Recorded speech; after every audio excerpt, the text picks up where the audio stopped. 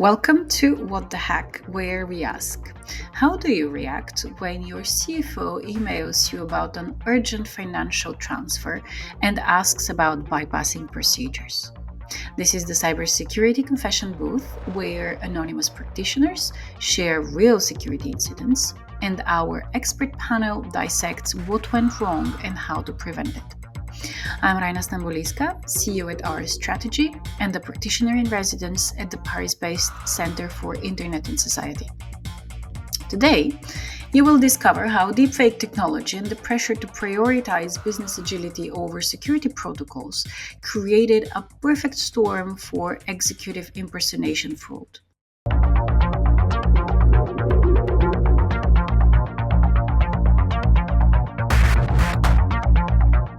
This episode is brought to you by Sysdig GCP and Predictive. Hello, everyone. Hello, Flick. Hello, Danny. And thank you for joining us for another confession at our cybersecurity confession booth. So today I'm super pumped to have you both with us. But right before we hear from today's confessee, I would like you to introduce yourselves I know we're pretty chatty, each of us, so let's keep this one to, say, 2 sentences of intro for each of you. Flick. Yeah, hello. I have been in cybersecurity all my life, and I focus on cyber strategy and also looking at the emerging AI threats that come there. I also a bit of a tech geek, and I race motorbikes and mountain bikes. Wonderful. And Danny, how about you? I've been a technology journalist for about 15 years now with a strong focus on cybersecurity. For the last 10, places people might have seen my work are computing and said DNet. These days, I'm freelance.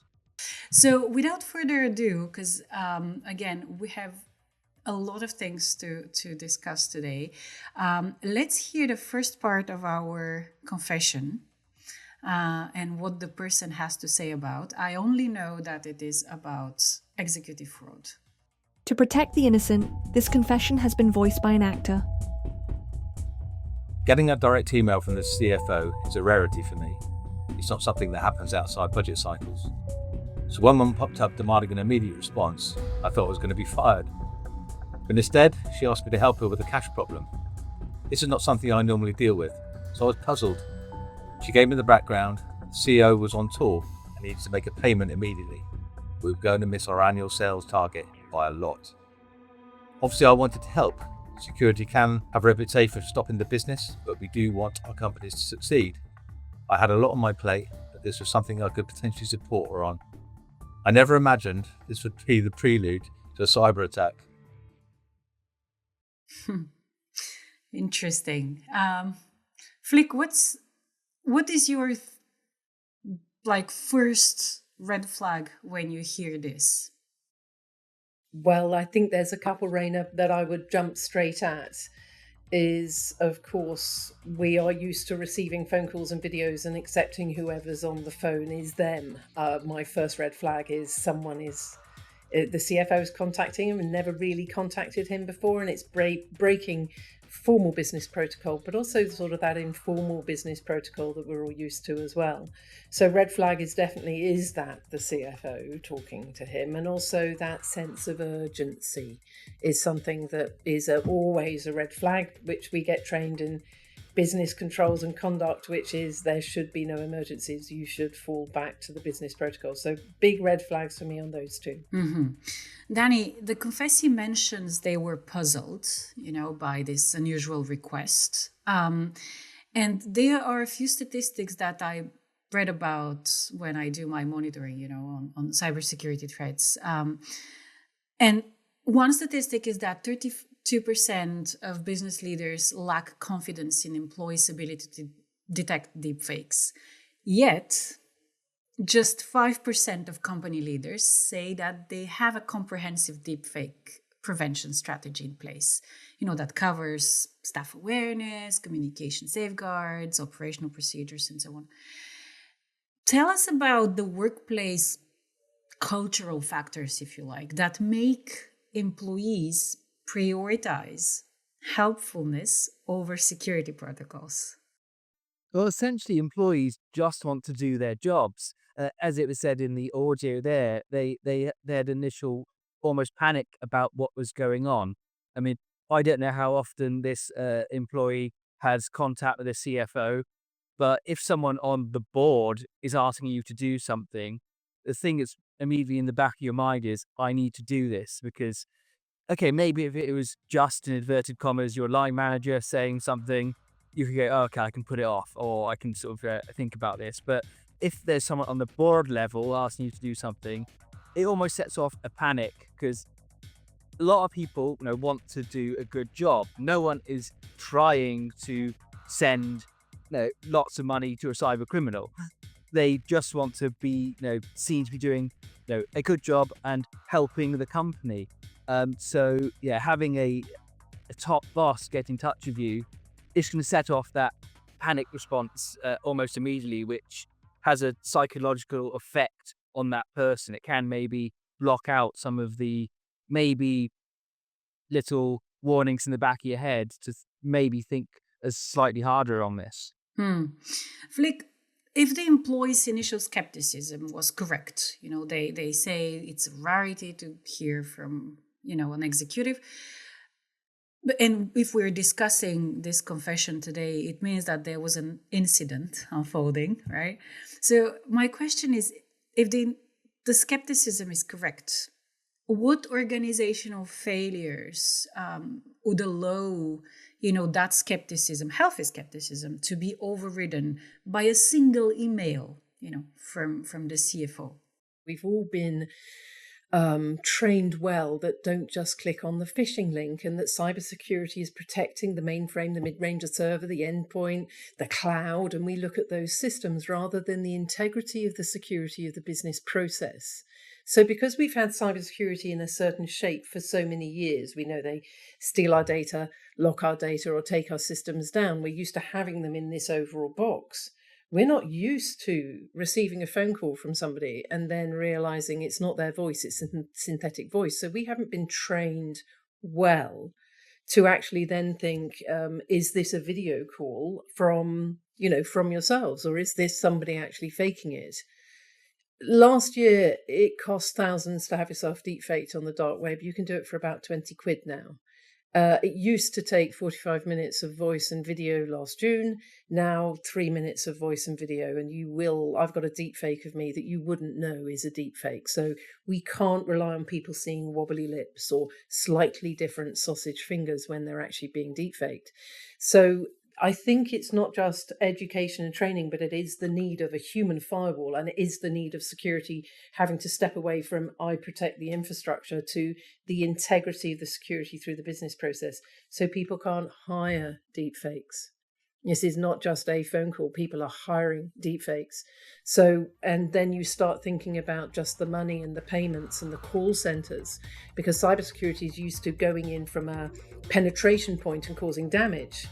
If somebody is phoning up and pretending to be someone else through a call center to a bank or a call center to buy something, how do you know that's not that person? And so you need to have different controls of synthetic media and ability to actually detect that.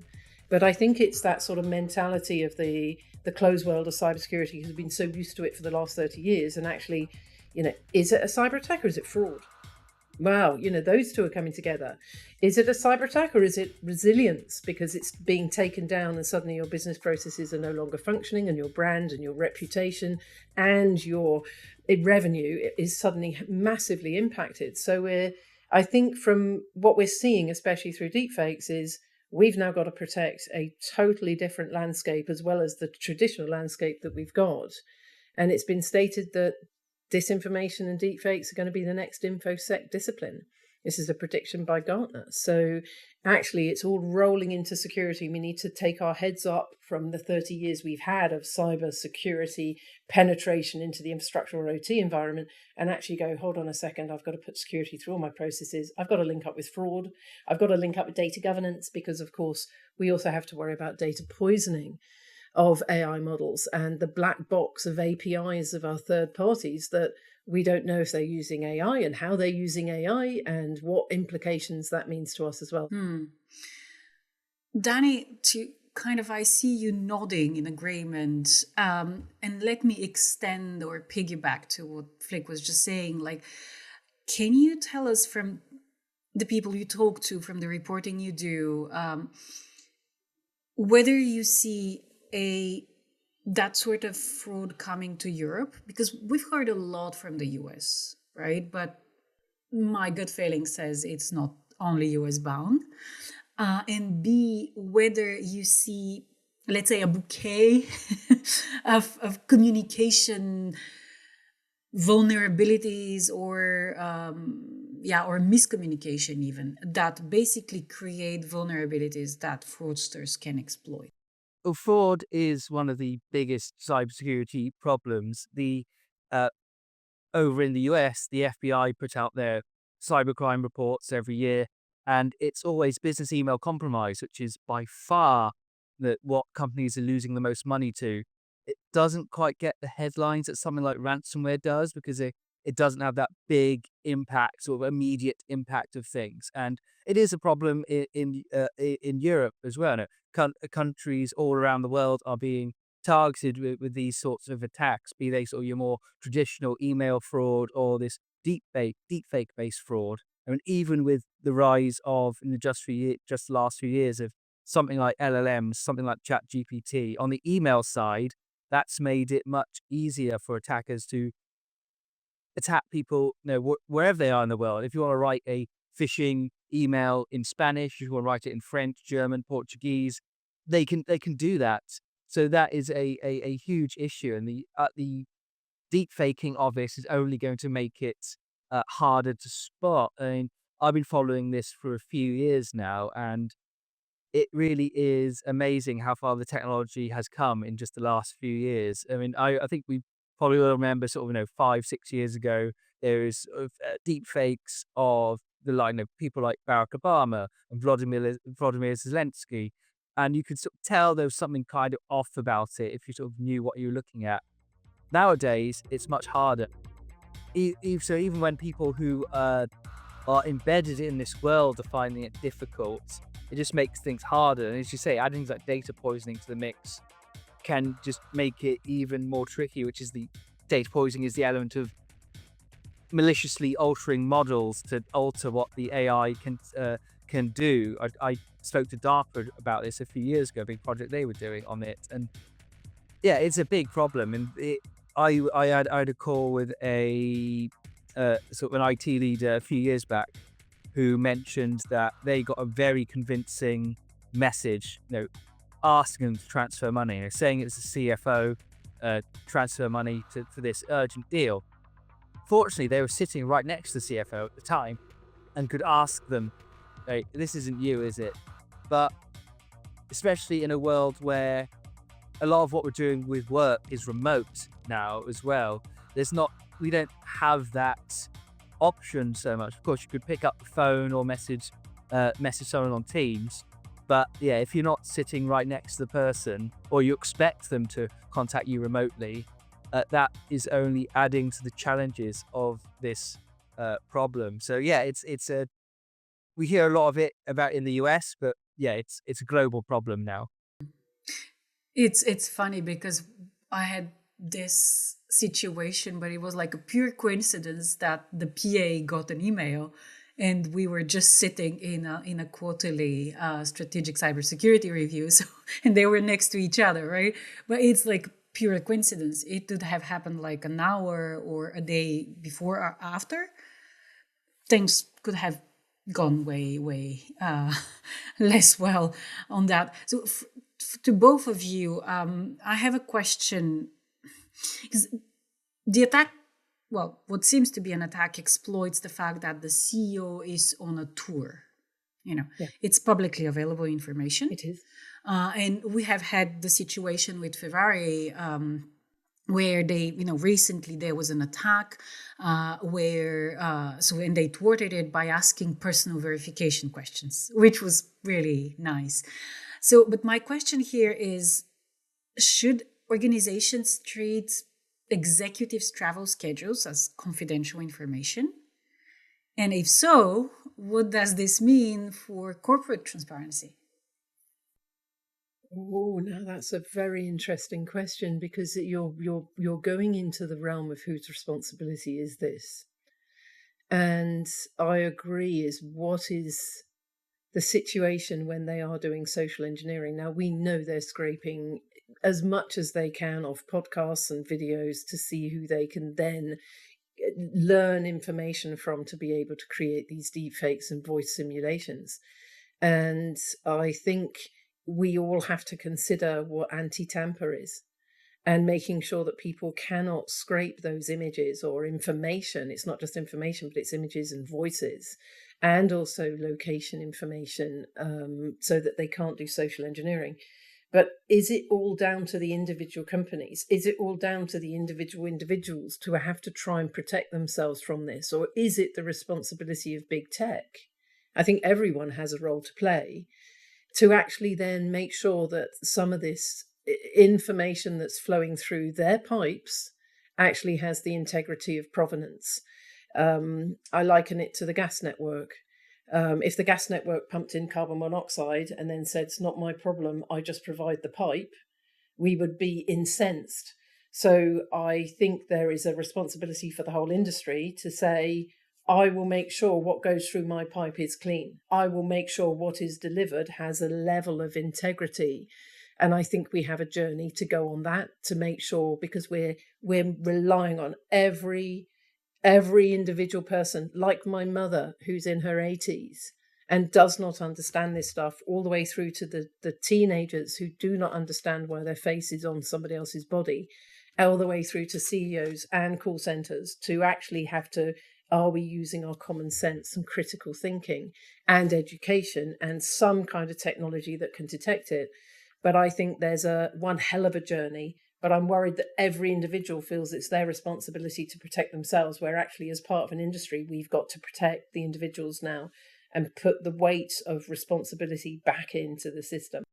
Yeah, it's an interesting one, because if you're any sort of public-facing figure, we're at a point where there is already plenty out there on you on the internet. I mean, I've over the years, there's so many photos of me, videos of me doing my job.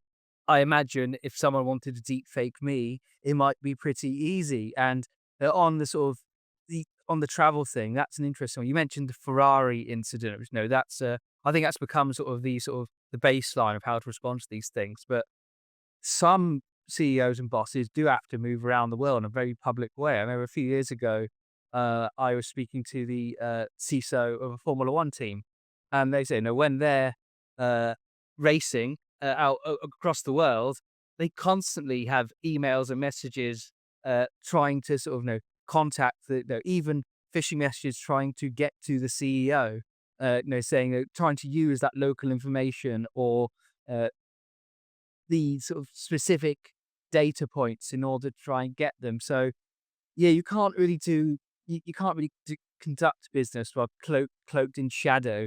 So yeah, I don't think it's something you can really put down to these at an individual level. And when does it stop as well? If I go on or if any of us go on a business trip to sort of any country in the world, do we not mention we're there at all?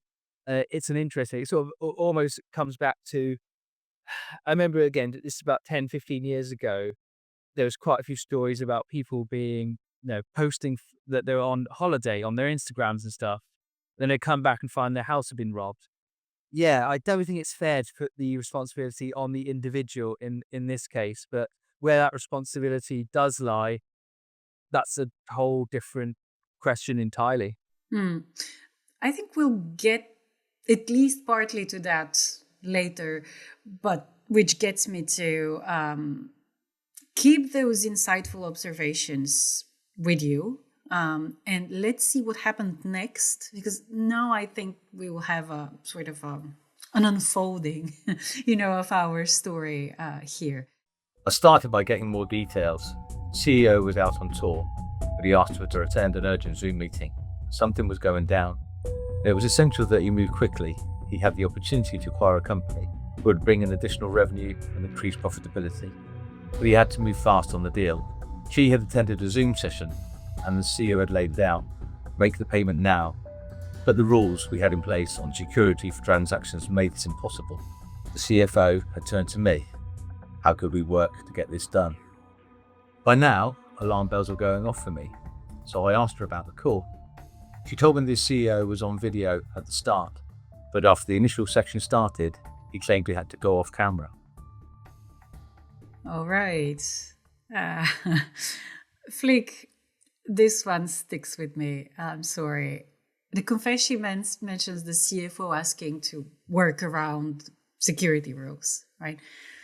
So what's the gap between having controls and implementing them effectively under pressure, right? And like what specific technical controls could prevent executives from bypassing financial security protocols, even legitimately? Let me break this down into 3 areas, Rayna. One is, first of all, anti-tamper and making sure that videos cannot be reused. I've, with my role working with senior executives, I do see that protocols do break down the higher up the company that you get because there are urgent things to be done. But of course, companies will follow that overall protocol and drum it into employees. There is protocol of how you do business. But what are the technical controls? First of all, anti-tamper, making sure that you can, anything that is out there has an ability not to be scraped and reused. There is also provenance coming in. So C2PA is a standard that I'm very excited about, and a huge conglomeration of companies are working on this, which I could take a picture of Danny, paint his hair red and put him on a beach. And then the provenance, if I went into that picture, would say, here's the original picture of Danny, here's the hair that you put on him, here's the background of the beach that you applied, here's the final picture. Now, it's like a nutritional label. I can eat anything I like, but I probably won't put something in my mouth that doesn't have a nutritional label so that I don't eat poison. And so it's putting a nutritional label on anything that you hear or see or so on, so that you can then put a filter in to say, I'm not receiving anything through my pipe that does not have provenance. And if it doesn't have provenance, I'm going to, discard it. Secondly, from another technical control point of view, and we're going to see this on all the systems, we don't have it at the moment, but we have some fantastic companies that can do detection of synthetic voice and video on calls, such as any call that we do during the day, or on call center calls, and take snippets of the voice and say, is this synthetic media? Now, I'm a big fan of synthetic media when it's been used for good. I'm not a big fan when it's being used for bad. So those kind of technical controls will have to be put on phone calls, will have to be put on video calls so that certain things can be detected. From a bypassing protocol of needing to do things urgently, technically is also then making sure there are other people, so human in the loop, human firewall, rewilding is what they're calling it, rewilding the world where humans have proper process procedure steps where there is a real human in place. So you can't hire a deepfake because it's not all done remotely. You have to ensure that there are certain human so we are one of the technical tools. So human is not just a little bit of education. There are steps within certain business protocols that have to be done via a human to validate that side of things. And I think having those will really help reduce the risk of what this stuff is happening. Now, C2PA is still happening, but not used to doing it.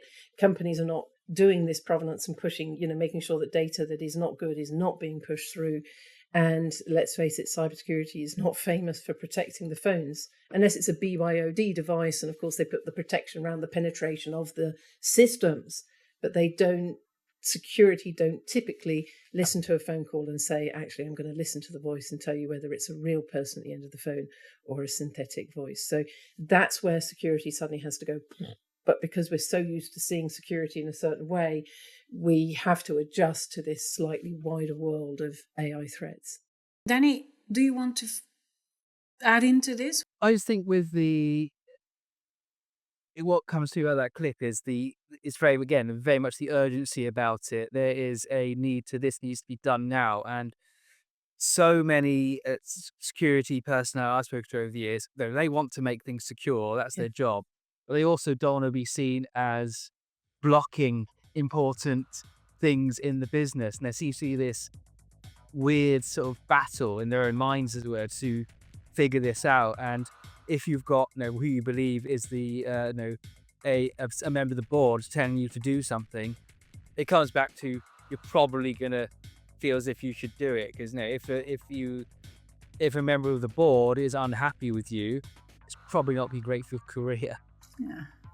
Is there, just to add into this, is there a difference from the people you talk to, or Flick, from like the seniority of the people that you've met?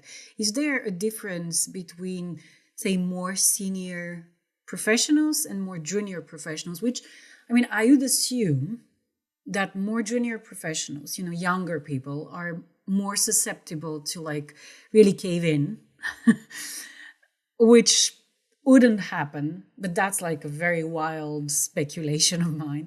So have you seen like a difference between, seniority or time with the company? I have. I've seen two things. One is the cybersecurity culture. So I have companies that say we tried to implement a security control, but the business didn't like it and we had to roll it back. So there is what is the culture. And I remember the days where people banned you from using Minesweeper. We were all appalled that we weren't allowed to choose our own screensaver. So when computers started getting locked down, companies went two different ways. Accenture is wonderful in the way that it actually secures and protects, and the culture that it drives across the 800 or so thousand employees that we've got. But there are other companies where they go a different culture, which the business runs the business, and cybersecurity is a pain and they don't like it. So depending on the culture that you've got in the company is depending on how these younger individuals cave versus older individuals. And like Danny alluded to, there's a huge amount of social engineering that is taking place. But of course, it's not humans doing social engineering. It's using AI engines to feed all this social engineering to work out who does what does what, who can press what button, where is that person, who's offline, so we have to go to another person. And they do all this wonderful social engineering in huge scam farms. One of those scam farms has 220,000 people muled and slave laboured into it. So this is mass scale. This isn't just a few people having a bit of a pop. So I think it is very clever social engineering. It is also then understanding the whole aspect of it, which will then give the overall focus of the protection that we need. There's no fool like an old fool, Rayna. There's no fool like an old fool. So although youngers collapse underneath it, there is, I've also seen senior leaders truly fall for it and say to me, Flick, I can transfer money on a phone call. Well, what do I do? And I said, you don't transfer money on a phone call. And even to the point of just putting basic code words in. So yes, youngers collapse in, but I would say there is still a risk of the senior executives really truly falling for it as well. Yeah. I've had senior executives transferring money over WhatsApp messages. So, but it's good to have this sort of, vision from afar and see that it's not that they're just young, so they will listen to anyone saying anything to them. Danny, do you want to add into this? I think Flick made an interesting point there, how that there's still this perception in sort of business, sometimes media, sometimes wider general public as a whole, that cyber criminals, fraudsters are someone wearing a hoodie in a basement stereotype. But as Flick said, these are massive operations. They are professional operations. They are businesses in their own right. A few years ago, we saw of Conti ransomware. Their chat logs got leaked, and that was a business. They would talk, anything you'd sort of find in regular business Teams chats was in there.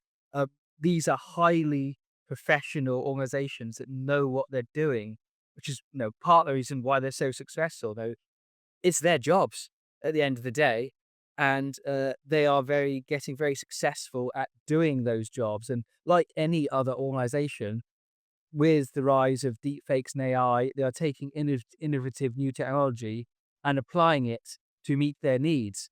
Unfortunately for us, like with many new technologies, it seems that cyber criminals are the ones who are moving fastest with it. We've talked about this, of how AI has been exploited for cyber attacks now. I mean, go back a few years, It was how cloud is being exploited. When we all suddenly were working remotely 5 years ago, 10 years before that, it was smartphones in Yeah. the enterprise and how these are being exploited for this. And when I was a junior reporter, it was sort of when smartphones were being first introduced into sort of the enterprise.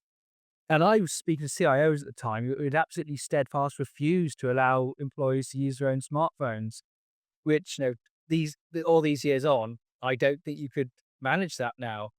And it just goes back to essentially, as soon as you've got computers and the internet, they've been used to try facilitate fraud and cybercrime. If there's money to be made, someone will try to do it with illicit means, and all of this is just another version of that. But it's just so professional these days. It's really hard to keep up with and fight against, especially when they are using such precise social engineering techniques, which take advantage of people's sort of worries and fears about their own job, essentially. Right. I have a last question for this part of the confession, because there is this CEO going off camera. That's what the confessee says at some point. They say the CEO said the payment has to be made, and then they went off camera. And this is this significant for the situation? Like, is it a current limitation in deepfake technology, or is it a result of a specific attacker strategy to kind of, deflect the person so that they're not reachable anymore? I don't know. What's your take on this?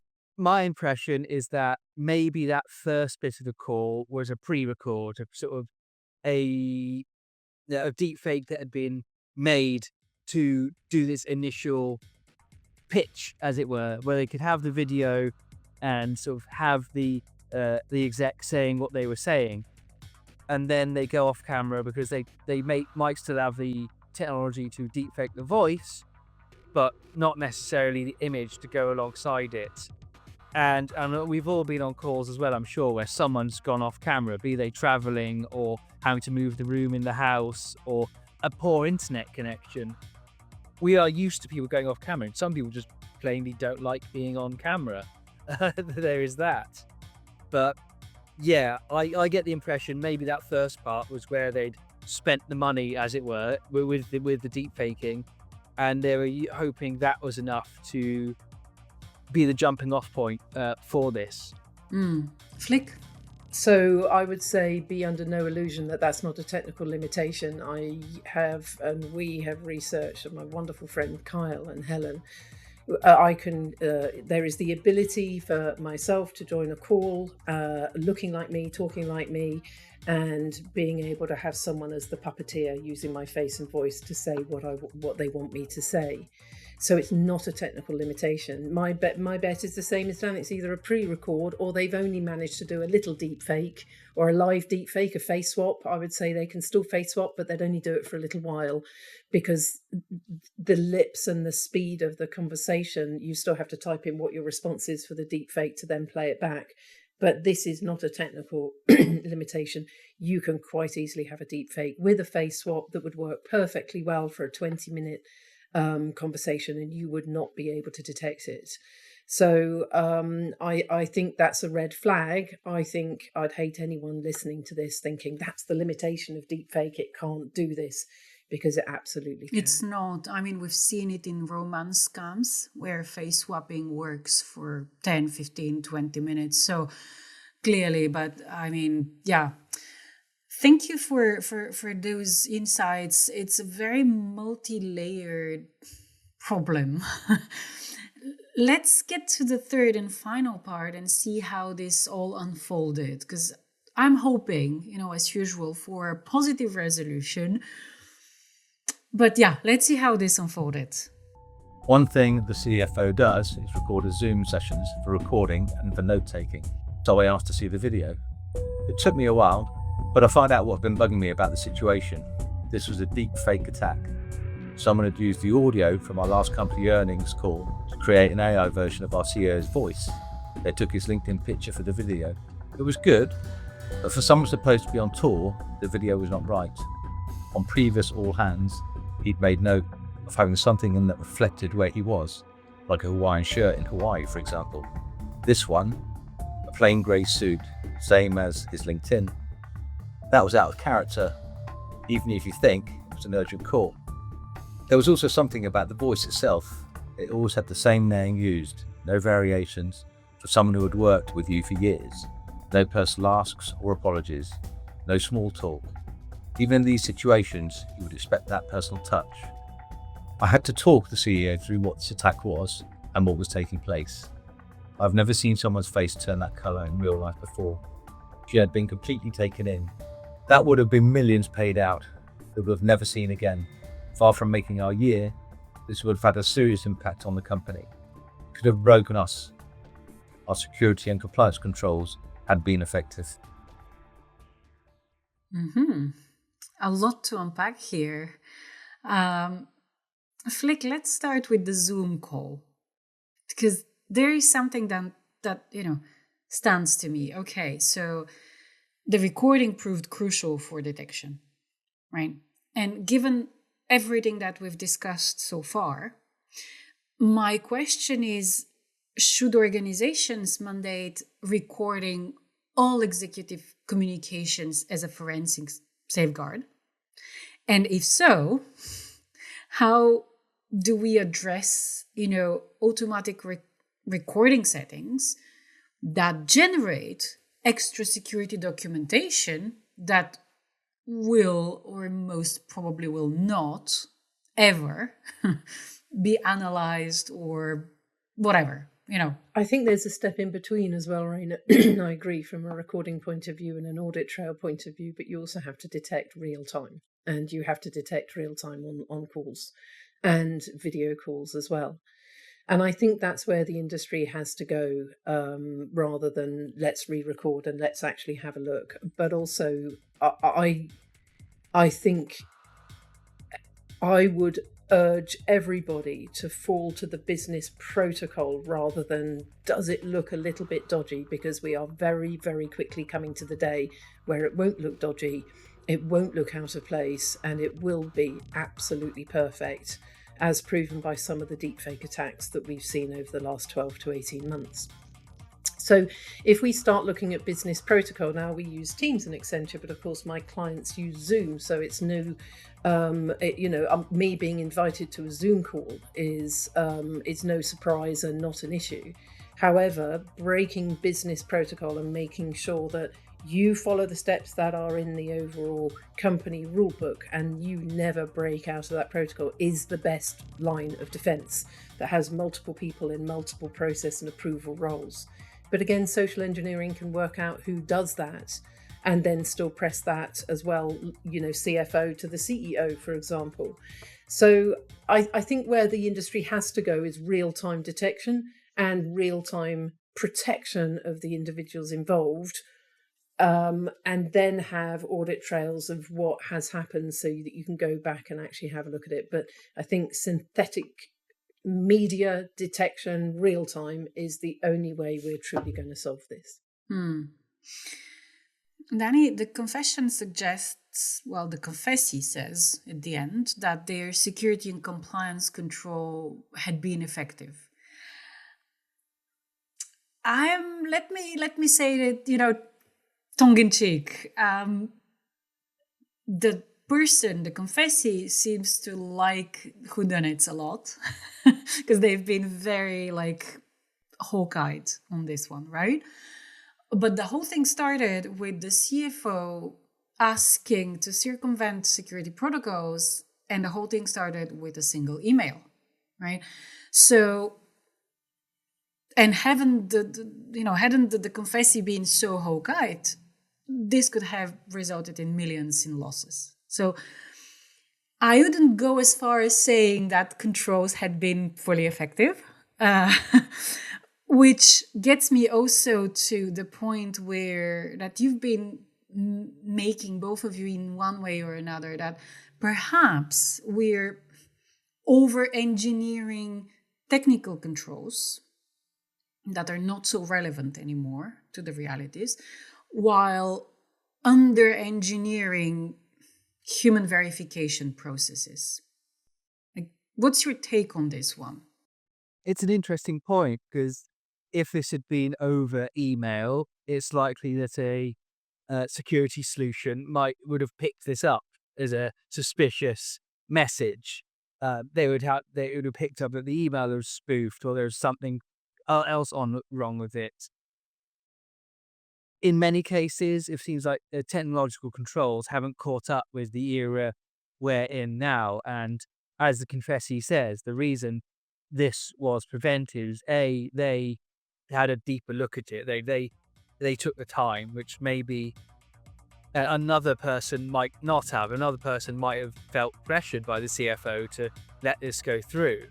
And as discussed earlier, they said there wasn't that personal touch that they're used to from the board. I mean, I don't know how widespread that knowledge would be in the company, but those little things and how it gives away, which are very, very human, as it were. And there's so many stories of, the technology is really good, but if you are almost just talking like a sort of a default blank template, sort of almost robotic, as it were, and are being very, very basic in your language, and maybe they don't, because the deepfaker is working on the fly, they don't have the exact knowledge in their mind of what cadence that person uses. The deepfake, they initially started with might, but they don't. But I think you're right. Did the security controls here work? No, I don't think so. If it wasn't for this one security personnel, millions would have been lost.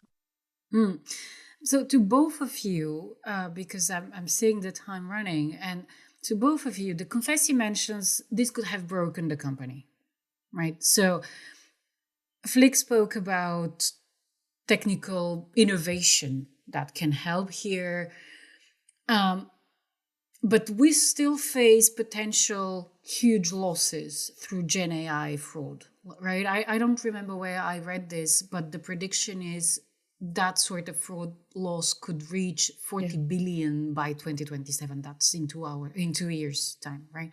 So how do we quantify and insure against that sort of synthetic media risks? I think it is the convergence of fraud and cyber. It's also the convergence of making sure that companies have the integrity through the business processes. Let me rephrase that. Not just the integrity of the business process, but security through the business process to make sure what are the controls we need to put into play.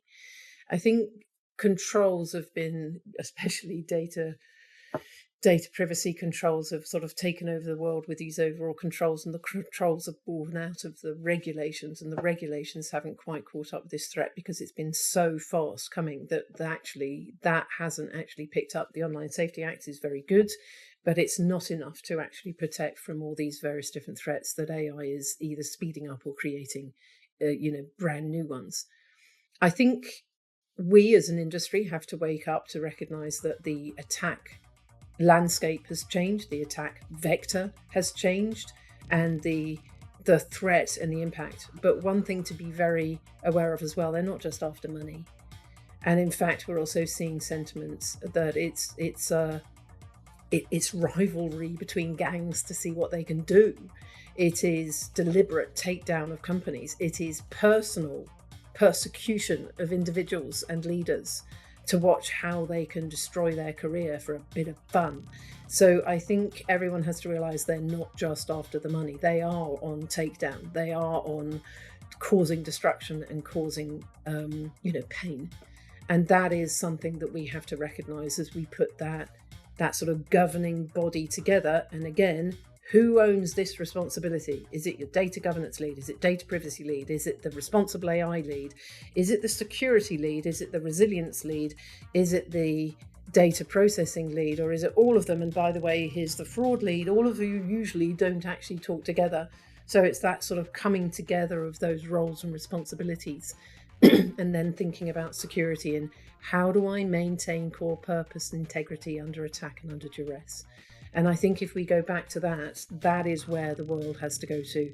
Mm-hmm. Danny? We can do so many things right, but it's a cliche, but the attackers only need, that one broken link, that one hole in the chainmail to get through. It's tricky. You can do your best to defend against these things, but attackers are innovative, they're tenacious. There's so much you can do to help protect against these things. You've just got to be aware that they're having that mindset of what happens if there is an incident, what happens if there is a breach, what are the protocols then, how do we operate? And in many cases, as the technology is moving so quickly, it is unfortunately up to sort of the businesses and organizations, private companies, to sort of almost figure this out for themselves, because so much of the framework of how to do these things is based so much in the past. I mean, quite a lot of the what is based around cybersecurity rules and laws and legislations is based on the Computer Misuse Act of 1990, which things have changed a lot since then. Laws and legislation around IoT device security, which is a good and noble thing to be doing. But it took 5 years for that to come through, and the technology had moved on so much. Right. So before we close, I have a challenge for you both. But you like to be challenged, so it's fine. So in one sentence, I will ask each of you one question. You will respond in one sentence. So, Flick, if we are realistic about the accessibility of Gen AI and deepfake tech, all businesses are now high value targets, right? So what is the first thing an SME should do to protect itself?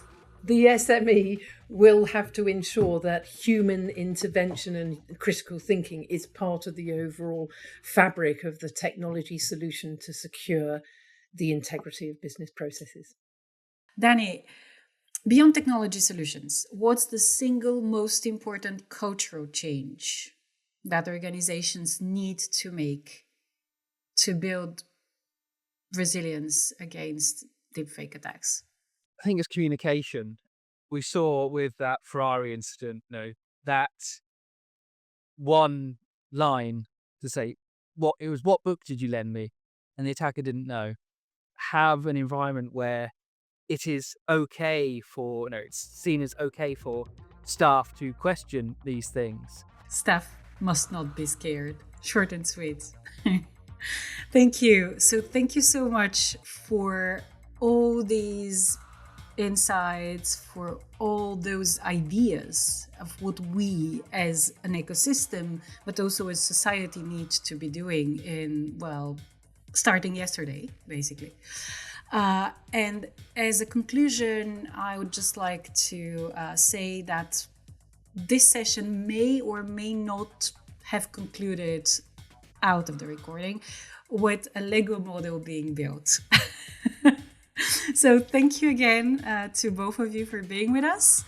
And I hope you, dear listener, have learned a lot. I'm sure that you've done so. And I'll see you next time. Thank you very much. It's my pleasure.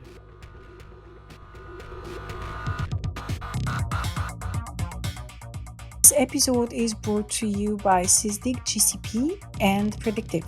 And that's another confession processed in our cybersecurity confession booth. Grab your companion resources from the show notes and share this episode with your security team. We're all facing these threats together.